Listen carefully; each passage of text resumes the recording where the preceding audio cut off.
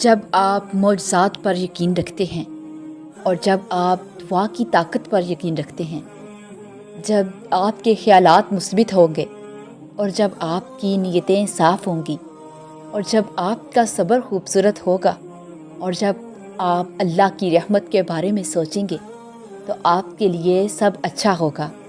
پھر اللہ لمحوں میں تقدیر بدلے گا۔ ہم یہ تو مانتے ہیں کہ سب اللہ کی مرضی سے ہوتا ہے، مگر یہ نہیں مانتے کہ اللہ جو کرتا ہے بہتر کرتا ہے۔ یوسف علیہ السلام کو جب کنویں میں بے یار و مددگار چھوڑ دیا گیا، غلام بنا لیا گیا، یہاں تک کہ ایک لمبی قید تک کاٹنی پڑی، مگر ہر تدبیر کے پیچھے اللہ کی حکمت تھی۔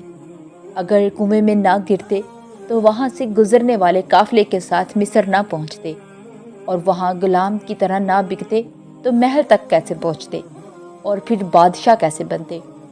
اور اگر وہ رب ایسے آزماتا ہے جو آپ نے سوچا نہیں ہوتا تو صلہ بھی ایسا ہی دیتا ہے جو گمان تک میں نہیں ہوتا۔ بس ساری بات یقین، ایمان اور صبر کی ہے۔ اللہ فرماتا ہے، ان قریب ہم تمہیں اتنا دیں گے کہ تم خوش ہو جاؤ گے۔ تو پھر کیوں مایوس ہوتے ہو لوگوں کی باتوں سے؟ کیا تم نہیں جانتے کہ تمہارے بکھرے وجود کو سمیٹنے والا تمہارا اللہ تمہارے ساتھ ہے؟ کیوں اندھیرے سے گھبرانے لگتے ہو؟ کیا تم نہیں جانتے کہ اس اندھیرے کے بعد سویرا لانے والا تمہارا اللہ تمہارے ساتھ ہے؟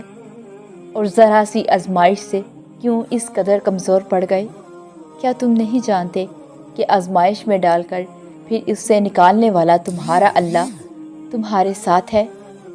کیوں نصیب کا لکھا سمجھ کر ہار مان لی تم نے؟ کیا تم نہیں جانتے کہ دعا سے نصیب کے لکھے ہوئے کو بھی بدلنے والا تمہارا اللہ تمہارے ساتھ ہے؟ اور کیوں ادھورے خوابوں کو ناممکن سمجھ بیٹھے تم؟